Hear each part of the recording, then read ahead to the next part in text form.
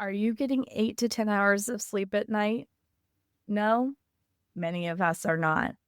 Join me this week as we take a look at how important 8 to 10 hours of sleep can be and why there's no shame in the sleep game. Hi, I'm Adrienne Irizarry. I'm an East Asian medicine practitioner who is passionate about women's health and helping women to live their best lives. My goal is to put you in the driver's seat of your health, offering holistic solutions for a symptom-free life. Statements made in this program are for educational purposes only and not intended as a substitution for medical consultation or advice. We do not claim to diagnose, treat, or cure any diseases. This podcast is inclusive and welcomes all gender identities. The focus of the program is on biological function, and we will use the term women throughout, but it is referencing physiological and social challenges for biology, not identity. Come as you are, I am happy you're here and welcome all performances of identity. I hope you find something helpful in this show.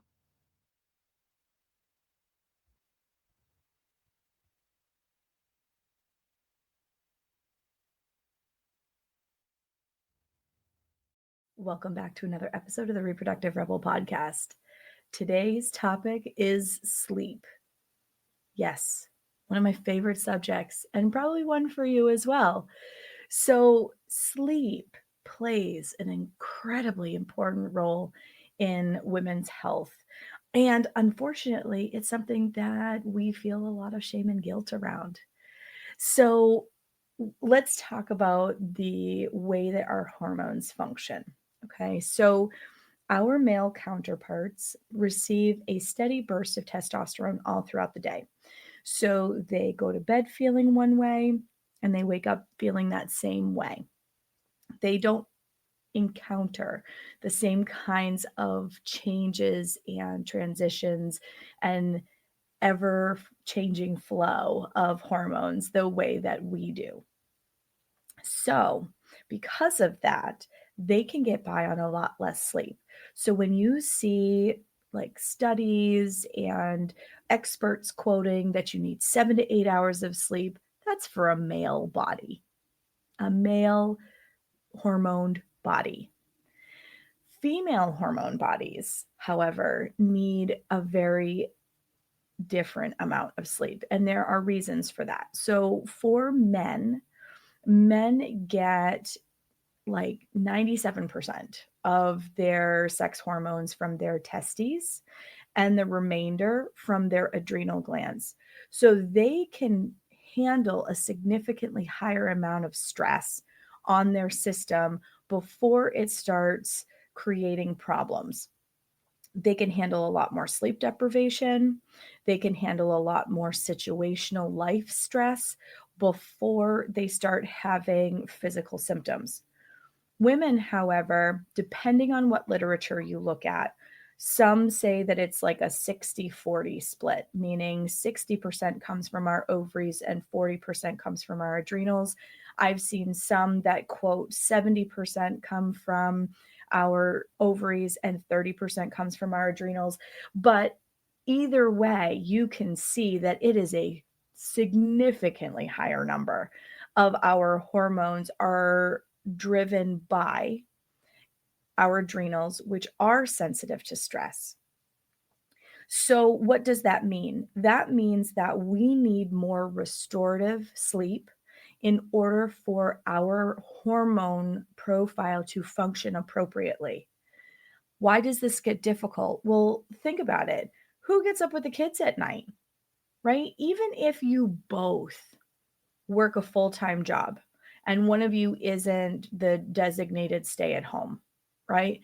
And even if you are working more than a full-time job as a stay-at-home, I see you. So who typically gets up with the kids at night? Generally, and I'm not saying this is the case for all, because there are some very involved male partners, but in general, it is the female partner that is getting up with kids at night. And in certain parts of our life, we float to the surface of our sleep. That can be an entire episode in and of itself. But when we are more blood deficient, according to Chinese medicine, we have less to anchor us down into sleep. So we're not getting that same deep restorative sleep as our male counterparts do. So not only are we woken up by every little sound because we're more at the surface of our sleep, we also tend to be the one responding to all of the crises in the middle of the night. So because we don't get a consistent amount of sleep through the entire night, that broken sleep does add up over time. So women need 8 to 10 hours every night in order to be able to effectively manage their hormone reserves. 8 to 10 hours. That is significantly different than what most studies say because those studies are based on male bodies. There's more literature that is finally starting to come out about how much sleep women need. And I think that's great. However, it doesn't seem to shake that narrative that is out there that we're lazy if we sleep, or that we're being princesses or divas or high maintenance. I hate that word, high maintenance. What is high maintenance? I know plenty of men that are high maintenance, right? Like, what is high maintenance, right? But we get labeled these things when we advocate for more sleep. So then we feel shame around going to bed early or sleeping in the morning. And the reality of it is our bodies need it to function well. So if we're not getting the sleep, our sex hormones aren't performing at their best, and then people are mystified as to why they have no libido. And then their male counterpart gets frustrated because their female partner doesn't have any libido. Well, yeah, if you don't let my hormones do what they're supposed to do, I'm not really interested, dude. Because part of the reason our interest rises is because there's a balance of things and the body's going, oh, it would be good to get pregnant. We could get pregnant, whether that is your social goal or not. This is what your hormones are doing. So if the body perceives stress, your primal brain can only handle two things: survive or procreate. Survive will always win. Sleep deprivation triggers a stress response in your system.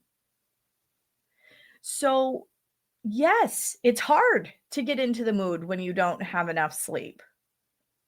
And it's not just because lack of sleep makes you feel cranky, it's because it affects the way your hormones perform. You need 8 to 10 hours of sleep. I'm going to keep saying that all through this episode because I'm hoping that that is going to be a message. And if you need to play this episode for your male counterpart, you absolutely do that, because you cannot have your hormones perform appropriately if you are not getting restorative sleep. And it has to do with the division of where your hormones are coming from. Women are the ones that tend to experience adrenal fatigue.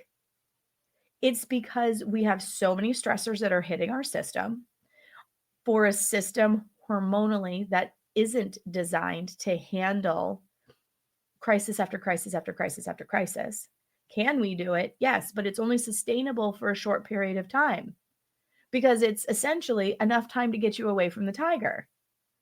Once you're not physically threatened anymore, okay, so we're thinking hunter-gatherer here. Once you're not physically threatened anymore, you should be able to come back to rest and digest, but a lot of us are stuck in that chronic on or sympathetic response in our body.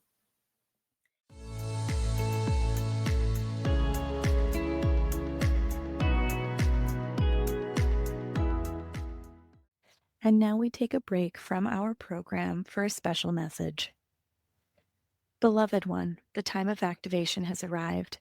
The ancient ways are calling, and the portal to sacred healing is open. If you've been feeling the pull to deepen your wisdom in holistic women's health, let me tell you about Rebel Rising, the 2.0 evolution of our practitioner training program. The Rebel Rising program is a sacred container for those ready to reclaim the lost arts of feminine healing.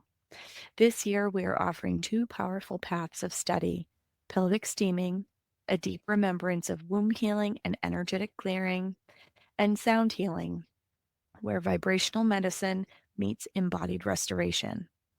If you feel the resonance, trust it. Classes begin March 26th, and an exclusive tuition discount is available through February 28th. The portal won't stay open forever. Enrollment closes March 24th. If you are ready to rise, visit moonessence.life to claim your space. The time is now. And now, back to the show.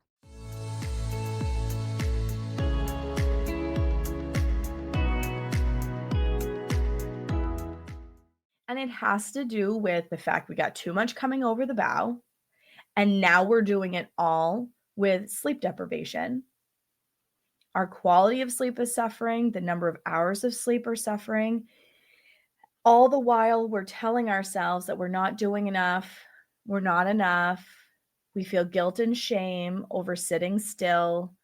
These are things we need to reprogram in our society. And it starts with us. Every single one of us saying, hey, if you would like to be intimate with me, you're going to need to let me sleep. And then I'm going to wake up feeling like I'm ready to do things with you. But unless you get that sleep, your hormones are not going to respond. So it's not shocking that we struggle with orgasm. Because if we're just doing the things to please our partner and we're still sleep deprived and we're not completely all in it in the moment, we can't get there. Women's bodies are like diesel engines. They need time to warm up. Once they warm up, they can go forever. But you need time to warm up. It's as much mental as it is physical. And when your hormones aren't performing appropriately, it affects both sides of that equation, the physical and the mental emotional. So sleep really is a foundational element for female hormoned bodies. It is so deeply important because then if we spend all this time in this sleep deprived state, we start looking at our periods and going, what the hell is going on here? My cycle has shortened. I'm having 2 periods a month. Because you're still having the same number of stressors hit your system, but those little bites out of your sleep that you've been getting for months, years, add up over time. I love being able to go to bed with my husband. It makes me so darn happy to just snuggle into him and fall asleep with him at night, but he needs less sleep than me. He has to get up before I do in the morning. Otherwise, he's cranky because he feels like he's lost the whole day. That is very common for men. They need to get up in a shorter amount of time.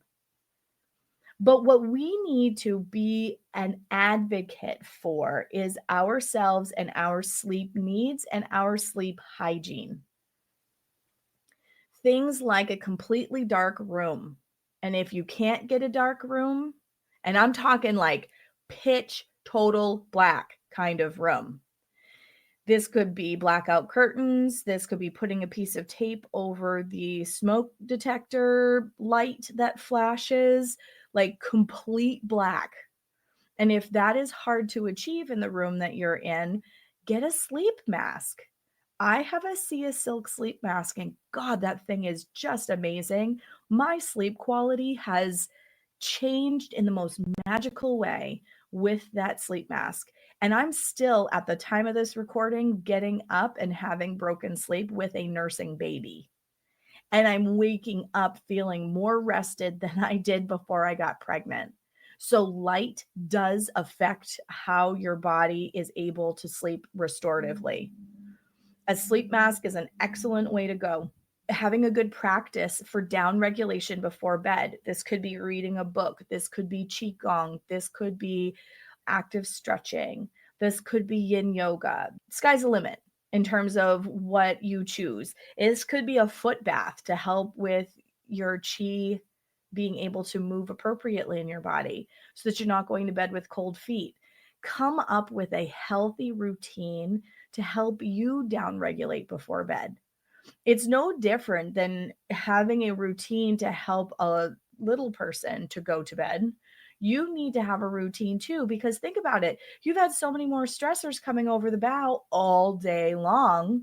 Your nervous system needs time to decompress before you go to bed. Being on a blue light device is not it. Blue light disrupts your sleep. Red light is really what you should be seeing after sundown in order to be able to go to sleep.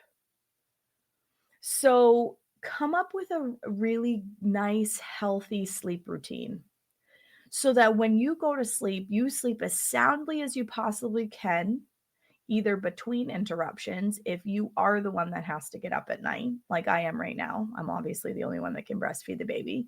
But all of the things that I do leading up to bed, I am out from the time I fall asleep until the baby wakes me up. I nurse the baby, I go back to sleep, and I am out until the next time he wakes me up.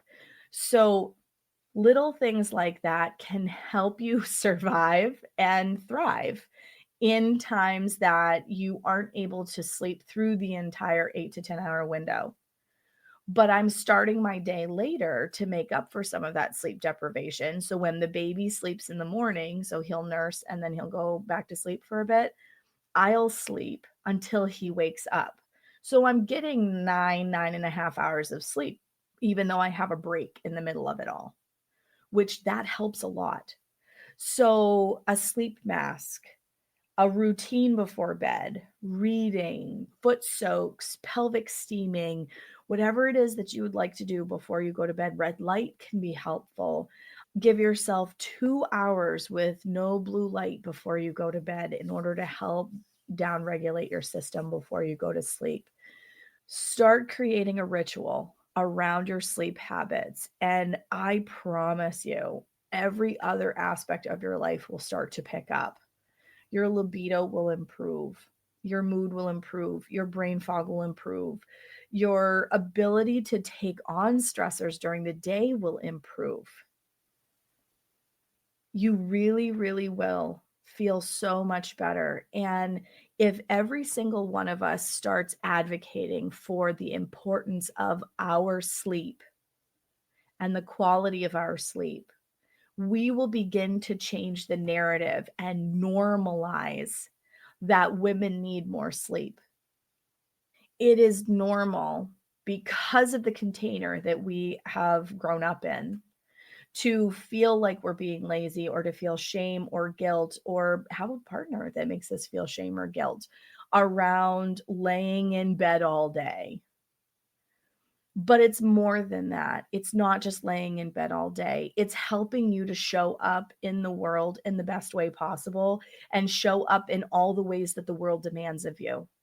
See how that frame is different? If the world is demanding extra of you, you need the sleep in order to be able to meet that demand. And there is no shame in that. So start building some good practices around your sleep hygiene. Work on getting those 8 to 10 hours of sleep and send us a message in the Reproductive Rebel listeners group and let us know how these small changes are making an impact in your life.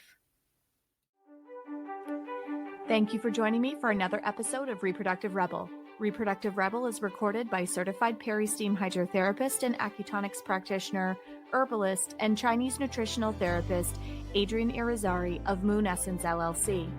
If you are interested in setting up an appointment for one-on-one support, ordering from our store, or checking out our course offerings, visit our website at moonessence.life. Be sure to subscribe to our newsletter and get insider information on upcoming events and offerings. Join the conversation. Like and follow us at MoonEssenceMe on Instagram, Facebook, or LinkedIn.